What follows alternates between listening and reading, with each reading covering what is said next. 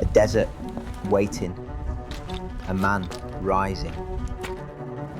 He didn't follow history, he rewrote it. He didn't inherit a nation, he forged one. This is not a story, this is a legacy. This is Zayed.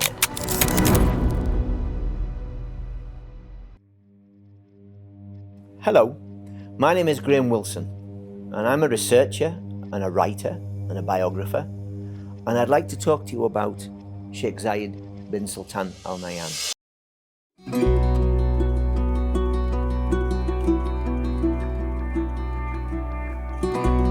He was born into conflict, his young mother fleeing to safety in Al Ain, and it was there he grew up and later became ruler's representative, or wali, in Al Ain.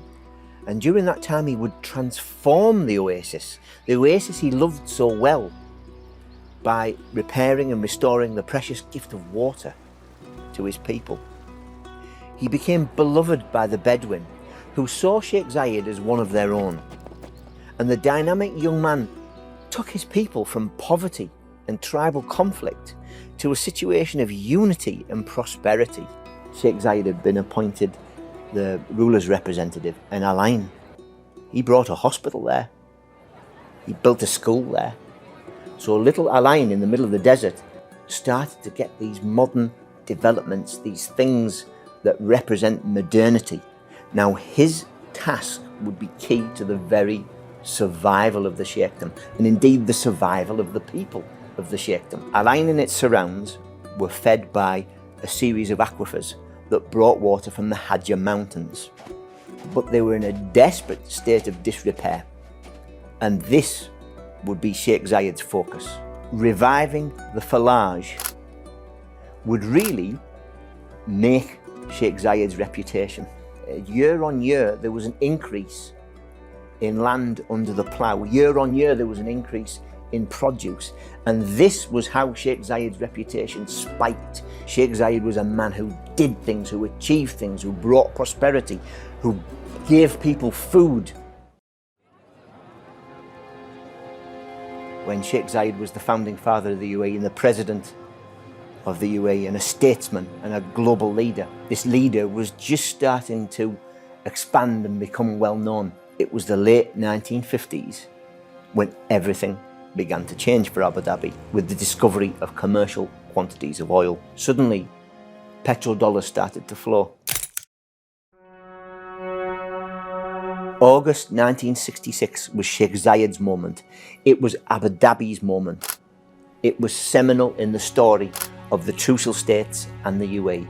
And there you have Sheikh Zayed signalling his intention of where he was going and his grand plans for the future. In July 1971, there was a key meeting in Dubai of the 7 rulers. At that point, it was clear that Bahrain and Qatar were going their own way towards independence. Sheikh Zayed arrived in Dubai with an agenda, and there was a meeting that was due to last 2 or 3 days of the Trucial States Development Board, the Trucial States Council. The meeting actually lasted 10 days. And one afternoon, early on in this meeting, Sheikh Zayed turned to his fellow rulers and said, this is the agenda, the prepared agenda, but now we have to set that aside and we have to decide today, are we going to have a union?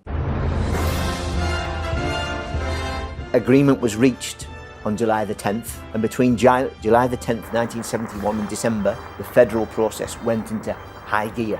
Till today, where we don't see Abu Dhabians and Dubaians and Fujairans and Al Quwainians, we see Emiratis.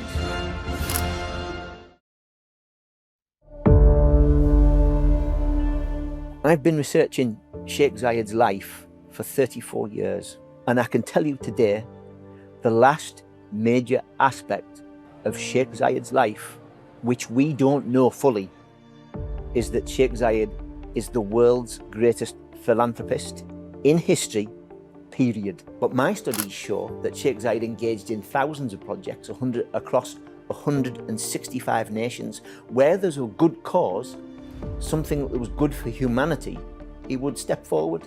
I interviewed British Prime Minister Gordon Brown, and Gordon Brown called it Sheikh Zayed's $40 billion legacy for the world. Now, we don't just see Sheikh Zayed as the leader of the UAE. I found a document recently regarding his involvement in peace in Somalia, in the Ogaden War, in Yemen. He was involved in Sudan, Libya and Egypt. Is the documents we're finding from 72, 73, 74, 75? Sheikh Zayed hit the ground running. I don't know whether anybody underestimated this man, but certainly he'd come from nowhere. Immediately he was inserted into international affairs. Now suddenly Sheikh Zayed had wealth. He didn't necessarily spend it on himself, he spent it on his people. Sheikh Zayed went through an apparent period of illness. He was old. If you haven't lived in the UAE, perhaps it would be difficult to understand the events of November 2004. This man who was the father of the nation, is the father of the nation. It came as an enormous shock. صاحب السمو رئيس دولة الإمارة طيب الله ثراه، كان رجل دولة بكل ما في الكلمة من معنى.